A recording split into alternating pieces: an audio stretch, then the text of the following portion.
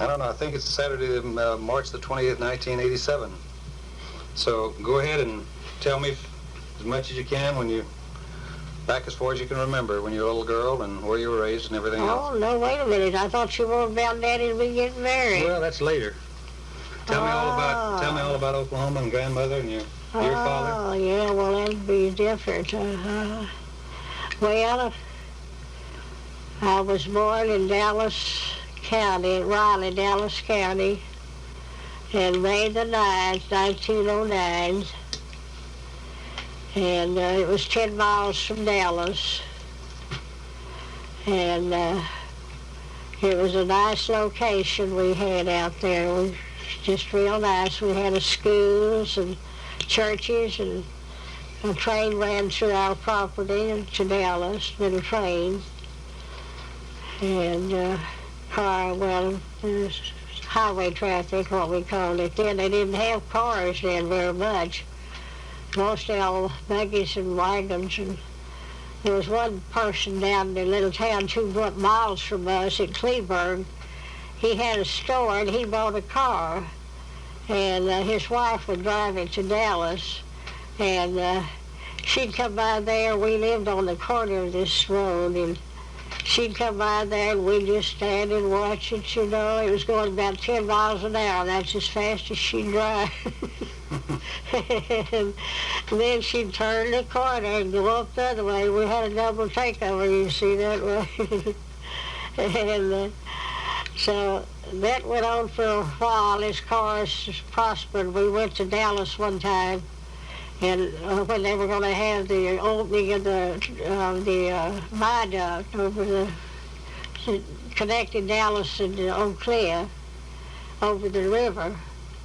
So they were planning a big day, a big opening the city was and all. So we went up there and we rode. Uncle Ben had a car. He was interested in cars and worked with them, and that was very unusual then. But anyway, he drove, and Mama and Aunt Mel and the kids and all of us, we sat in that car. Whatever car then, the very first one. And we rode across the viaduct, and we just thought that's the greatest thing in the world. Everybody else did that was riding on it then. And so we used to have a lot of fun there, because whenever we were at home and we didn't have a car, we'd just go up and catch the train and go to Dallas and then ride it back home. How old were you then? Oh, that was from the time I was born until I was 8 years old, when I moved away from there to Oklahoma. But anyway, we would catch the train. We had to flag it, had to have some kind of a light, a lantern, or light some paper and wave it back and forth as it was coming in. And it would stop then and let us get on. It had a little train station up there, and you could go in a room, you could go in and sit down. They had benches all around the sides of it, and so you could wait if you was waiting for the train. And so the train, that engine was so loud, I just couldn't stand it. And when it was coming, and we'd have to catch the train about 4 o'clock in the morning, 4 or 5. Because that's the only time it ran that morning and then that night. And so when the train was coming, it would be coming, and Homer would take us up there, and Papa and flag the train down for us. And I'd run in that little building and sit out on a bench and put my fingers in my ears. And I couldn't stand that loud noise. And when the train stopped, I'd go out there then and get on with them. And that was fun. And then I started school there when I was 7 years old. And they had a nice new school. It was real nice, and teachers and all. What was your dad doing while you were there in Dallas? Oh, Papa had they moved up from Milam County, I think it was Milam County. They lived in 2 counties in Texas, Milam County and Williamson County, and I never was in either one, so I don't know which one is last. But when they came from Mississippi, all of the Harwood family came together. And they waited a month on Mama because she was pregnant to have our baby. And so they came then, and they had to, you want me to tell about that? Yeah. Mm-hmm. They had to ride a train. The trains then were so primitive. And they had to bring all their food with them. They didn't have it to serve on the train. They had a trunk, and there was a lot of the Harwoods. I don't know how many, but anyway, they had baked ham and chickens and everything, and cheese, and it was in the wintertime, and put it in this trunk. And so they would ride the train, and it was a rough thing and all, and they had to cross the ferry there at Mississippi River, that long, wide ferry. Yeah. You can't see the land from either side and all, and so that just scared Grandma Harwood to death. She was afraid of that boat. And Mama said she'd tell them, she said, "Hey, y'all be quiet, don't you say a word. Don't you shake this boat one bit." And that was one thing. And then Mama said Grandpa Calhoun, he had to have his whiskey every once in a while. Grandpa Harwood or Grandpa Calhoun? Grandpa Harwood. Okay, you said Grandpa Calhoun. Did I? Yeah. And so he got up to, I don't know where they're fixing to get off the train. I guess it must have been, because he got this truck full of food and raised it up, to move it. Yeah. And he didn't know it wasn't fastened. And he turned it upside down. And when he did, everything opened up and fell out. Oh, that was terrible. They should have fastened it good, but he didn't know that, and they didn't know that he was going to turn it upside down. When did y'all move to Oklahoma? Huh? When did y'all move to Oklahoma, and why did y'all move to Oklahoma? When we left Riley? Yeah. Why did y'all go up I'm there? not for certain and sure. It was maybe in 1914 or something. Yeah. Why did y'all move up there?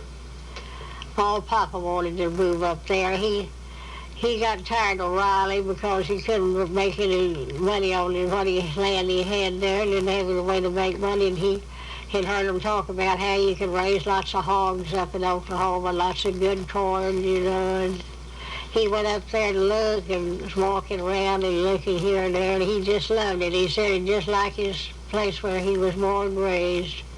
And he just wouldn't shut up. Mama didn't want to go, but he just kept worrying and begging, and she finally gave in, so we all went up there. How did you move up there, in a car or on the train? No, we had to go on the train. What'd y'all have to do, leave all your furniture and everything behind? Dallas to, What'd y'all have to do, leave all your furniture and everything behind, or what? No, they had to move it too on the train. Is that right? They didn't have trucks or anything like that, and we went up there on the train, and Papa had done sent the furniture ahead, I guess, or got there. And Where was this, Wade? they had the house ready, and do what? Wade, Oklahoma? What city? No, we went as far as Bennington on the train and got off then, and there was a little hotel right there over the train. We stayed at it that night, and land alive, was it cold up there. I think it must have been 0 nearly. It's the coldest spell I think they've ever had, and it had been raining a long time before that, and the ruts of the wagon ruts, had frozen hard as rocks. Yeah. And trying to drive down the road where they had all these hard ruts. Yeah. It was hard. Papa was up there that night and ready for us, and so the next morning after we ate breakfast and then got some food to take home for us, we all got in the wagon and started out. And there was Indians on the street, real Indians with blankets, and feathers in their camp room. And there was one right outside the door where we were in the department store there. a very big old nigger Indian. Yeah. And he was standing there just looking at people as they went by, you know, had this blanket wrapped around him.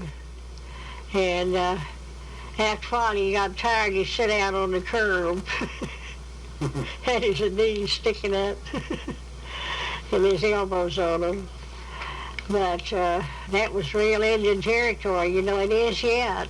It's Yeah. really, it's not more modern than it is. Yeah. They don't pay taxes, you know. Yeah. And so we started out, I don't know what time, but it must have been morning when we started, late morning. And we rode on, and Dosha and Ruby and Mama and Papa and me. And oh, it was cold, and Mama wrapped me up in herself, and Dosha and Ruby got so cold they'd get out and walk. Because it was better than sitting there and riding, just so slow riding anyway. Were you riding in a wagon or what? Wagon, that's all you had to ride in. Is that right? Yeah, on that rough thing over that rough road. So it got dark before night, and before we got there, good while. And they were, let's see what you say, I lose words now. That's all right.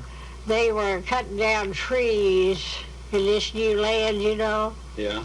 and killing them so they could work the land. And when we went through this road, there was so many of those, and the way they'd do it, they would poison the tree, put some kind of tree poison at the foot of it, Yeah. and all chop it out and put that in there, and when it died, then they would set fire to the trees to burn them, not have to pull them out. And those trees were lighted all in that valley and all in that road. And then we got to the river, Blue River, and the bridge there had just fallen in about 2 weeks before that and killed 2 little boys that was on it. And that just scared the life out of me. They had fixed it up temporarily so people could get by. Yeah. And that was a bad time. We had to get out and walk, and Papa drove the wagon and team over it. But we were all scared. And we got back in the wagon then and went on. It wasn't too much farther on home to the house where we were going to live. And Homer was there, and he had a big fire, hot fire going. And oh, we were so cold, and my feet were so cold that I couldn't put them to the warm. Every time we put them where it's warm, it'd go to hurting too bad. And they was almost frostbitten. And that'll ruin your feet, I think. But anyway, Mama massaged them, and Papa did, and all got circulation going in it. And we got all over, and that was our first night in Oklahoma. Oh, and then we moved in a new house. That was nice. They had built 5-room bungalows all over this 3,000 acres. Yeah. There was 3 brothers up in Durant owned these 3,000 acres. They had bought them, and they were going to work them, you know, have them worked. Yeah. And so these houses were all new. So we moved into a nice new house.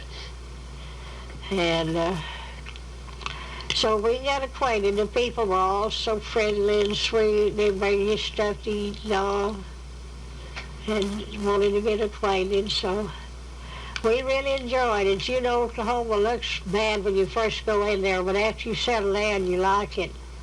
You like the people and the spirit of it. Yeah, was this in Wade, Oklahoma you're talking about? Yeah. Okay.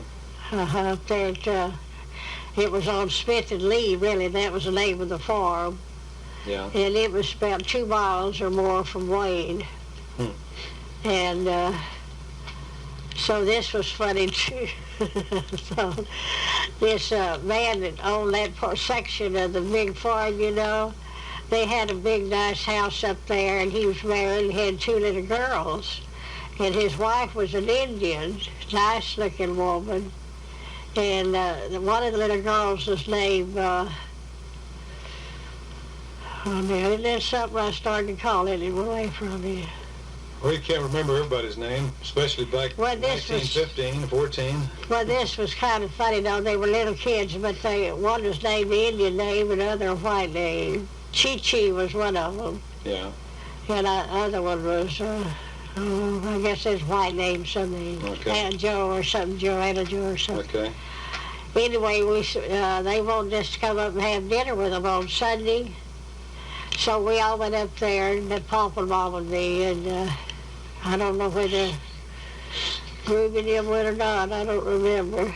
But anyway, she had a real nice dinner and everything, and I sitting there at the table, and I never had tasted raisins before.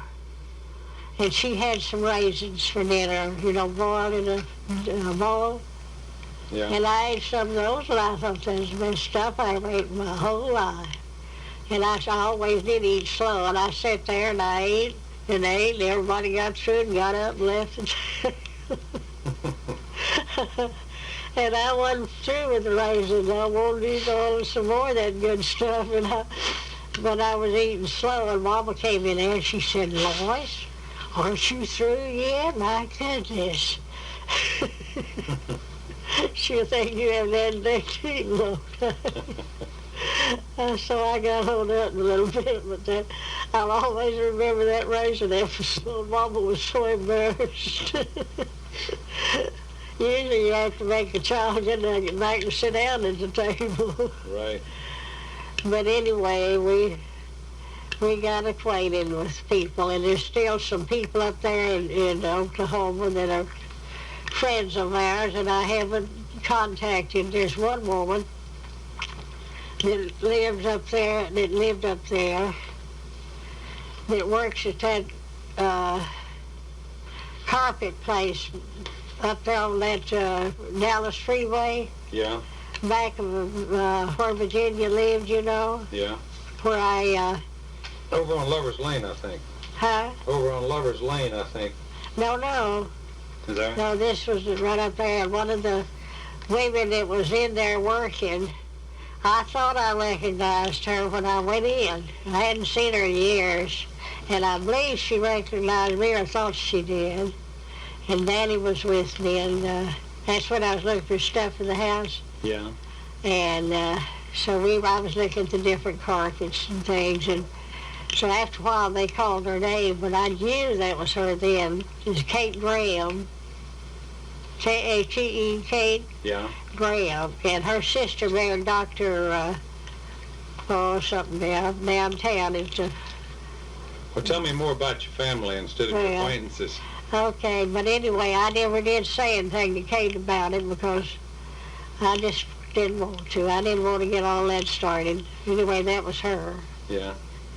And so we just had so many experiences. I haven't. Didn't y'all have one of your houses burned down, and What? didn't you have one of your houses burned down and y'all lost everything? And Oh, yeah. didn't you lose some brothers and sisters? The house that we lived in Raleigh, Yeah. they sold it to a family in Dallas, and they didn't want to burn wood to cook with. They got one of these oil ranges, Yeah. and it caught fire about a few months after they bought the place, and the house burned it. No, I thought your houses burned down. One of your houses burned down in Oklahoma. Yeah, the next one that we lived at, one that is our home. We just rented those others. And we lived there, and Laverne was 4 years old when that, I believe it was, when that house burned up. You'd already left home? Huh? You'd already left home then? Oh, yeah. Laverne was about 4 years old. Oh, I see. And Mama and Pauline had been visiting me down there in Dallas and here, and they'd gone back home, and Mama was washing clothes out in the yard, and Papa was hauling corn from over across the road, way up the road. And he had gone after a load of corn, and Mama was outdoors, and the wood stove that she had, all of her wood had burned out, and her dinner wasn't quite done. So she went and got some chips outside and put chips in the stove and put the lid back on the stove and went back out to finish her washing. Yeah. And she heard a roaring, and she looked around, and the whole roof was afire. Huh. Those chips had Going out through the flue. gone out the roof and fell down on the roof, and it was dry and hot. It was in sawdust. Huh. And Papa was about 3/4 of a mile, I'd say, from the house. Yeah. And with the mules and the corn. Yeah. And he saw the house was on fire. And he just, I guess, whipped the mules. I didn't want him to say. But anyway, he got to that house so fast, and he got his little truck out and kept his important papers in. Yeah. And got Mama's truck out that she kept. And then he grabbed quilts and anything he could to get it out. But they were so frightened in the way the house is built, the way they had to come out, it had to be on the side of where the fire was, wind was blowing the fire. Mm-hmm. So it all burned up except the trucks. And they were metal trucks. And he got burned pretty bad.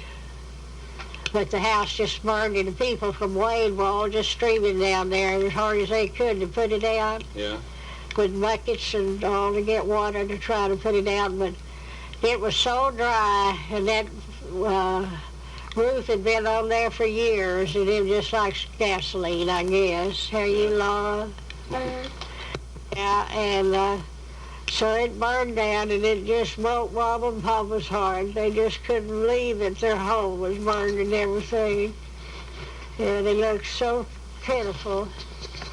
And the Papa wasn't staying in the neighbor's house. He stayed out in the hen house. And he was all burned on his arms and legs.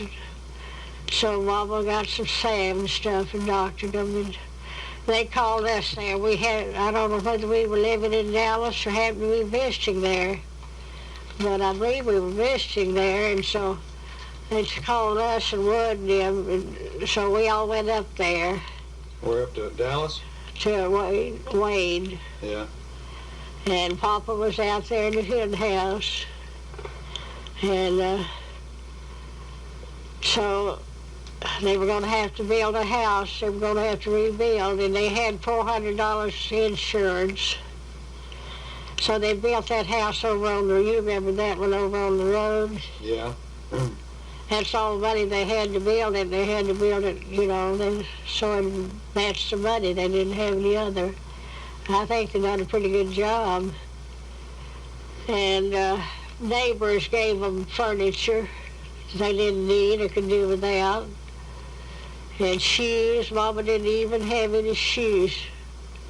The things she had on were just old rags she's out there washing in, and it was hot. So they gave them clothes to put on. Okay, now, you'd already married Dad at this point, right? Yeah, and they had to, when they moved places there, they had to dig a well over there because it's about a half a mile from where the house was that burned. It's set back from the road that far. We never did like that. And Papa used to talk about having the house moved over there to the road, but it never did. It cost a lot of money, and so they built the house over there. And Papa didn't live too many, about 2 years maybe or something after that. How old was he then?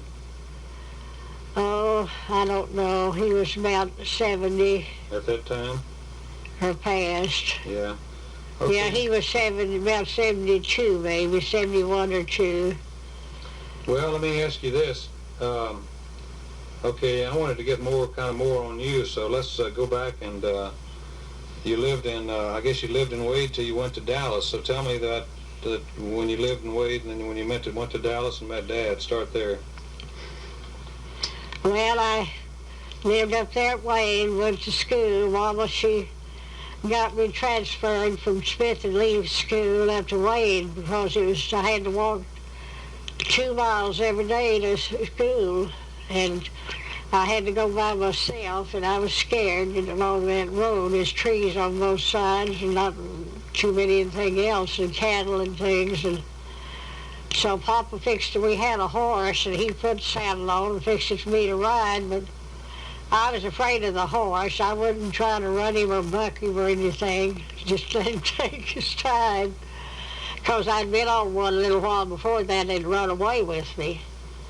And I had, over that same road, it was farther down, and it could have been very fatal or dangerous when I was on the horse that ran away.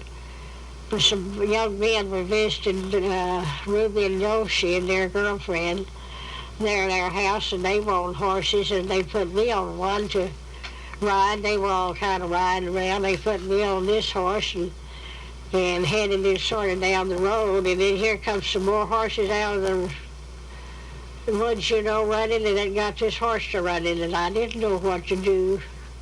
And we were coming to this wooded section where there was undergrowth and everything. Yeah. And something told me just to turn loose and fall off, try to fall off.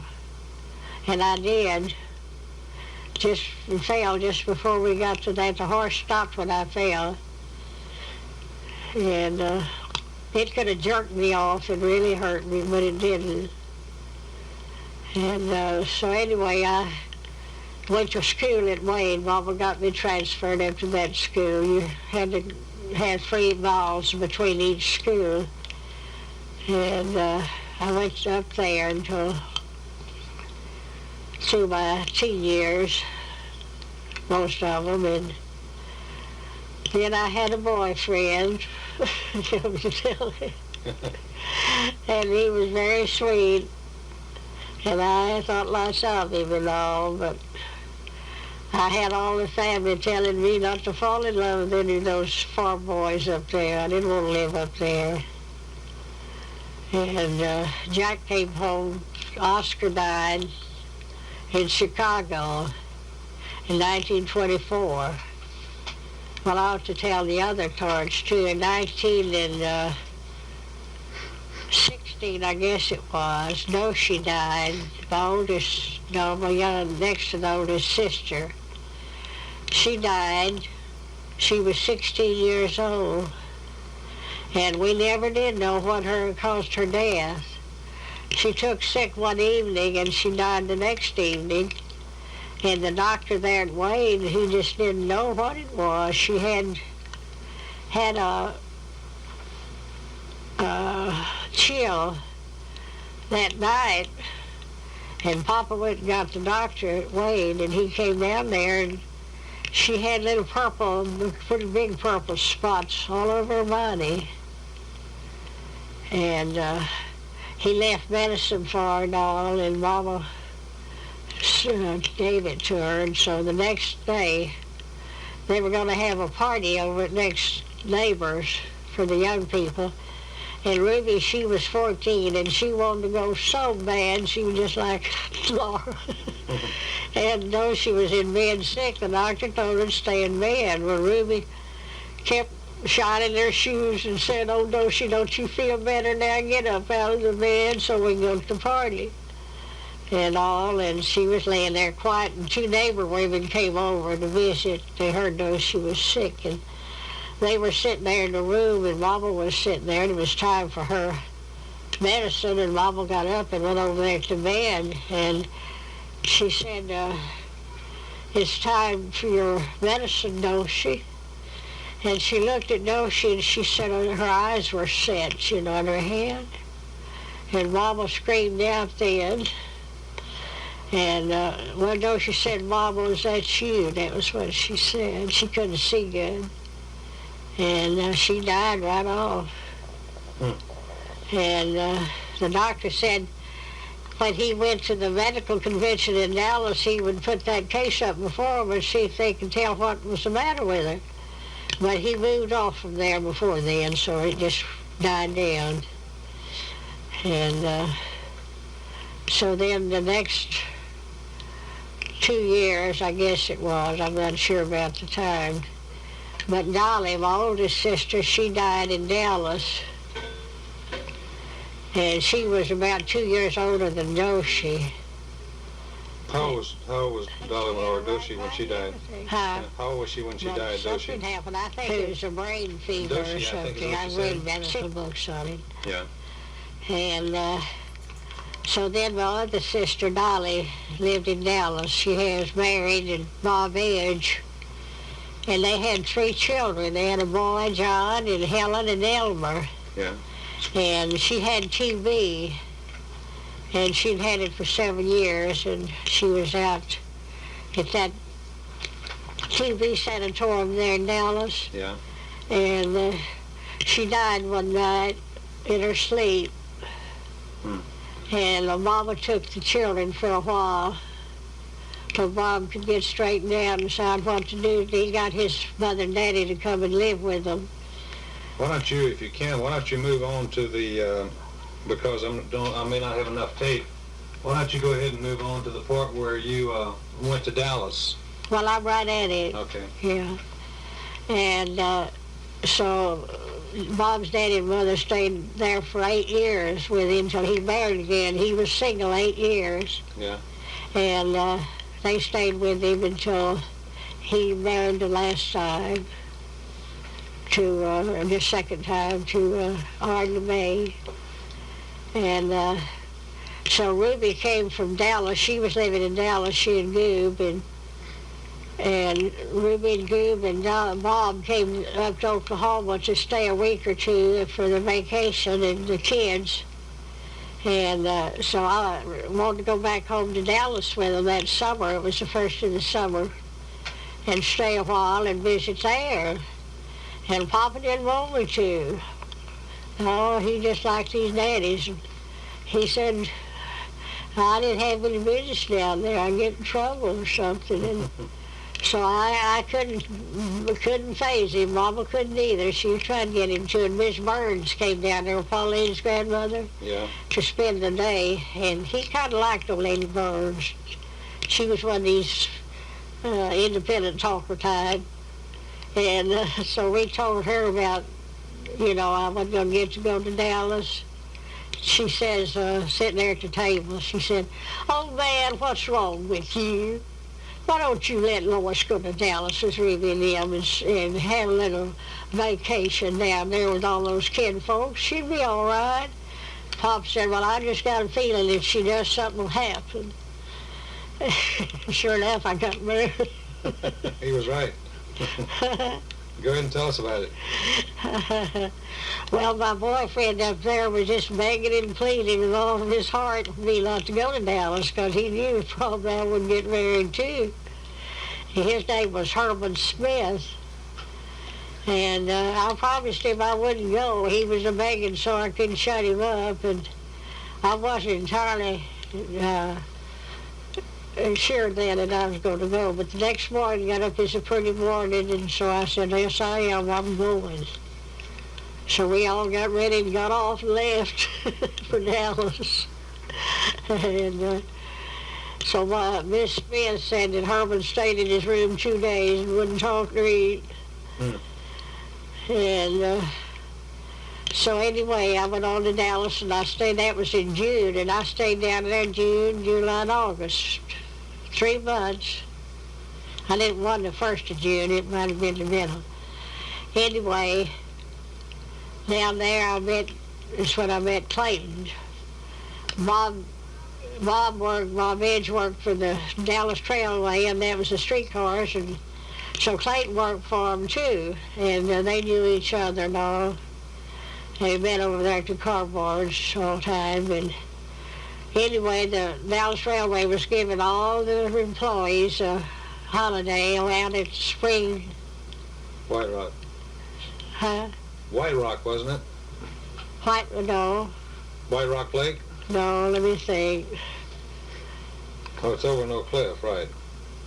Spring something, and that's something now. These words leave me. Okay. Out there, and it was all free. They were having watermelon for everybody, and everybody would go swimming. They wanted to and boat riding, and there's a big woodsy place with a hill on it,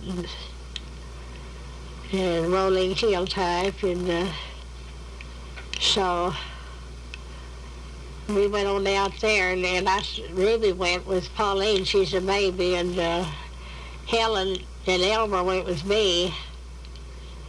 And then John and George and Paul all went out there too. Paul was working, he got off, and so everybody was enjoying the holiday.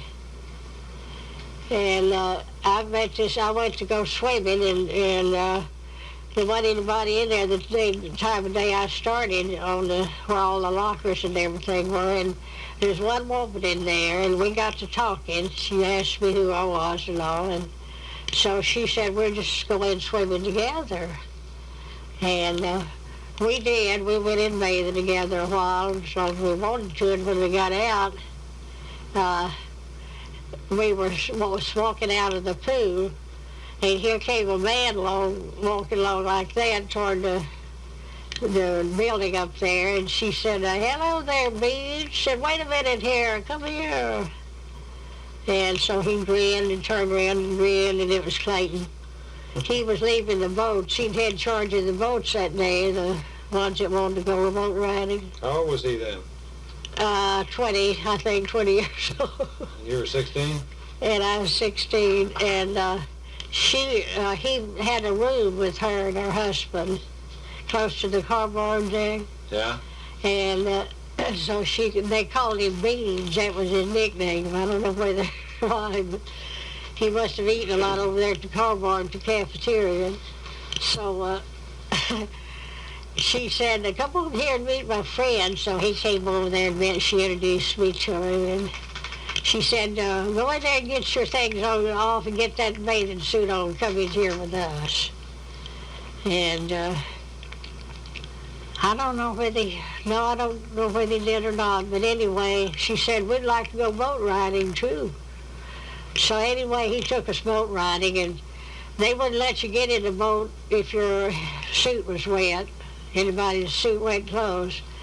So we stayed out on the bank until the bottom parts of our suits, we had double bottoms, got dry enough, and then we got in the boat and sat down then. When it got wet, we got out. So he gave us a boat ride, and then she went on, and her husband wanted to go home, and so I didn't much want to leave. They were going to have dancing that night up there where they play, the band plays, you know, these German things. Yeah. So they were going to stay right till 12 o'clock, open till then. So Helen said she'd stay with me. She was 12 years old. And George and John were around. And so we stayed, and Ruby took Pauline and Elmer on home. Well, we stayed around out there and talked, and I don't know, just fooled around, and time to come home. But Clayton didn't have a car. He had to rent one. So we rode the streetcar home that night down 2nd Avenue. That's where Bob lived. We were going to spend the night at Bob's. And so he put us off, and then he got back on the car and went back to Oak Cliff and got his car. No, he wasn't in a car that night. And we went in the house when the mom just telling me then. And it was late like that, and Bob was awake. He says, where have y'all been? He was mad. Been staying awake all that time. And we told him, Kid Springs, that's the place. Kid Springs? Lake, it's a lake out there. Okay. And we told him, and he said, who was this bad you was with? And we told him, he said, oh, well. He said, I wouldn't be afraid for you to go anywhere with him. And you played, so that ended that part of it. He had a lot of people fooled, didn't he? Yeah. Go ahead.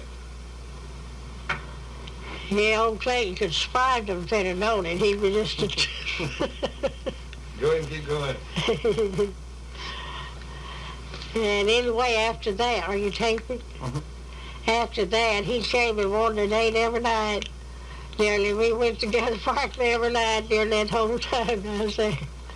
And he had to rent a car to come out there and get me, and we'd just ride out around Bachman's Boulevard. Bachman? Yeah, out that way, that driveway, and we'd go to the show once in a while. He didn't have much money, and so that's the way it was. And then when I stayed there just as long as I could dare stay, I was scared when I'd take a Papa. I knew he'd be so mad at me he could kill me. And so I didn't write to him for a while. And so one morning, that's when I was fixing to go home, thinking about it, and all wood was shaving between the bedroom and the kitchen, and just in the kitchen. And I was talking about, he was questioning me about what we was going to do. I said, well, Clayton says he's going to come up there Christmas to see me.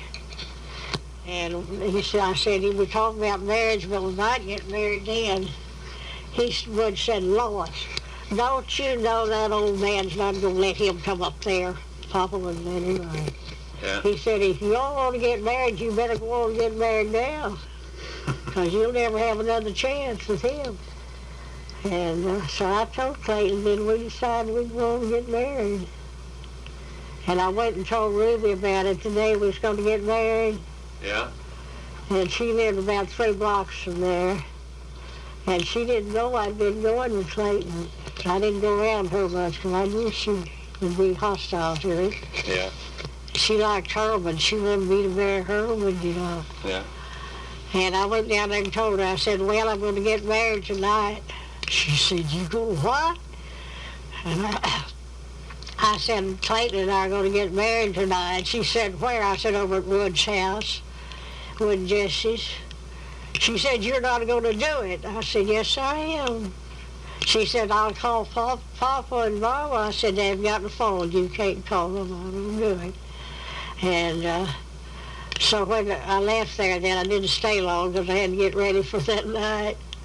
And I had already bought some lingerie, two new gowns and thing. I didn't have much. And Homer had bought me a beautiful outfit while I was down there. He was working, and he told me to go down to the store and pick me out a dress and shoes and a hat. Yeah. And I did, and it was a beautiful velvet, purple velvet that was stylish then. Yeah. And black shoes, satin shoes with a thing across the button, you know. Yeah. And my hat was just like the dress, only it had some velvet and satin on it. It was a big brim, large brim, you know, and I was slender then. And everybody said I looked just beautiful in it. You did. Anyway, Homer bought that for me to go home. This is a present, you know. And he was mad, too, because I was going to get married. He stayed there. He was staying with Ruby Goom. Yeah. And so I went back home, and she was just cooking cake as hard as she could for that night and getting the house all clean and everything, you know. We wasn't going to invite but just a few. Yeah. And so 8 o'clock, we had it planned for 8 o'clock, and Wood had asked I think he had asked the Methodist preacher down there at the church, his big church down on 2nd, to come up there and perform the ceremony. So he did, and we had Mr. and Miss Graham that lived in that little neighborhood grocery, you know, there. They were old friends of one, you know, to come up there for the ceremony, and Mr. and Miss Williams across the street. And I think that was all besides Paul and George and John and the family. Yeah. And Jack and Tad. They were there in Dallas. Yeah. Had those 2 brothers, and so he performed the ceremony, and right out in front, the car went by, you know, slow, and it was Ruby and Goom Homer. Look and see what they could see. Ruby wouldn't come. I tried to ask them to come. I said, well, now, you're invited. I'm not going to do it. She was like Laverne. She was fiery. And she said, when I went off and left the house, she said, you better not. She's shaking her finger at me. And she said, you better not. Just as far as she could see me. Yeah. And I was walking up the street. And so we were married, and then we didn't stay. What year was that you got married? 1925. 25? September the 10th. And so I don't think we stayed to eat. I don't remember eating any of the cake or anything. Jess had fixed for refreshments. And would. And so they went on, and we had told Alberta and Leola we'd come over there. Yeah. Afterwards, you know, they did invite them over there. And so we went over there, and they were all smiles. They were tickled to death because Clayton was going to marry me. They thought I was so beautiful. And so we sat there and talked a good while, and then we got up and went on back to right on the edge of there where you come off the viaduct and down there at the station. Yeah. There was a car place there, and that's where Clayton rented the car. For us, it's a little two-seated Ford. Yeah. And so he had to go turn it in, and then we got on the streetcar and rode it up there to where his room was. And Miss Collins, that was the woman that he was rooming with, told us we could have the whole house that weekend because they were going out of town. So we went on and we got in his room and that night, and he read all the paper. He what? Did what? As late as it was. We didn't know what to do when we got there. You said he read all the paper? Uh-huh. You said he read all the paper? Is that what you... Oh, he's always bad about having to read the paper, you know, the daily paper. Yeah. And he didn't know what to do either. We were embarrassed, and so is that stick down there, that scratch stick? Where is it? No. I feel one of those bugs are crawling on There are me. no bugs crawling on you, Mother. Here, rub the side of my... No, just go ahead and talk. It hurts, it bothers me. Okay. We went back to his apartment. It wasn't far on the other side. It was close to the car barn. That's why he had it. Yeah. And he ate over at the car barn all the time. He just slept there.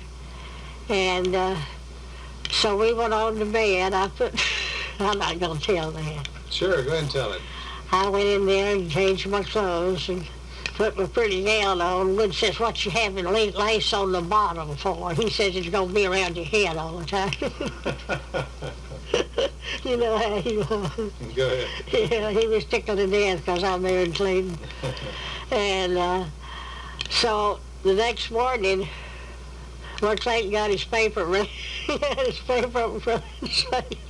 I imagine he was peeping around it, I don't know. Anyway, we got up and went in the kitchen and found stuff and fixed our breakfast. And then we started thinking about the apartment we were going to get. And we went and, first we went down to the store, grocery store not far from, no, wait a minute, let me tell this. We woke up and there was someone just screaming and hollering. They're right close to us. And we didn't know what in the world was the matter. And the sun was shining. It was up in the morning, Sunday morning. And in just a little bit, I heard somebody say, bear down, honey, bear down. I knew then as a baby being born. Is that right?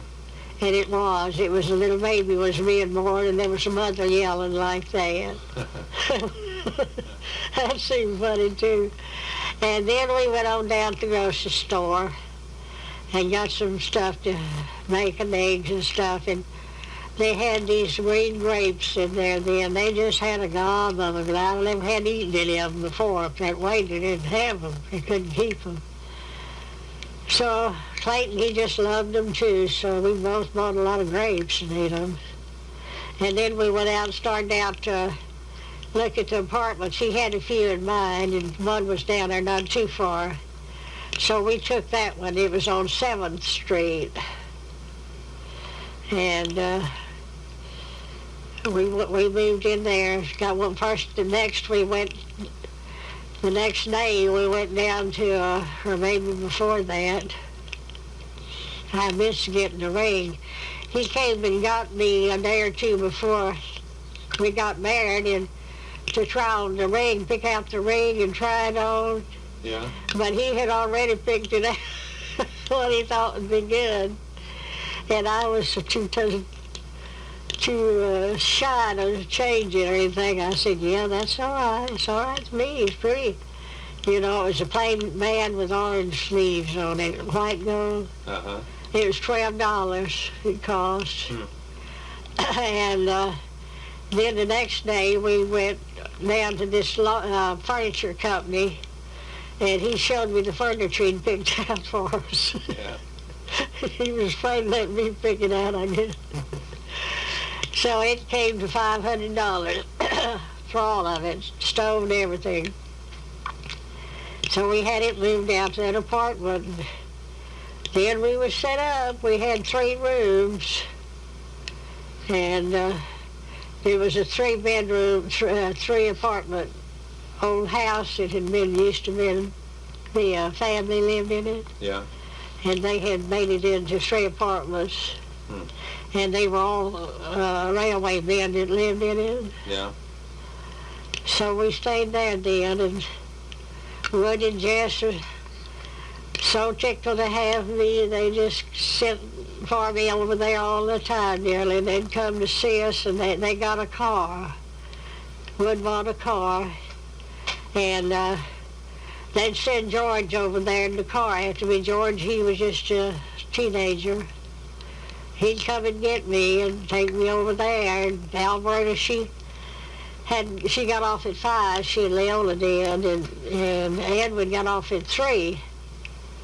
I mean, he went to work at 3. It's an express company, and he got off at 11, and Leola and Alberta got off at 5, and so they wanted me to come over and visit with them.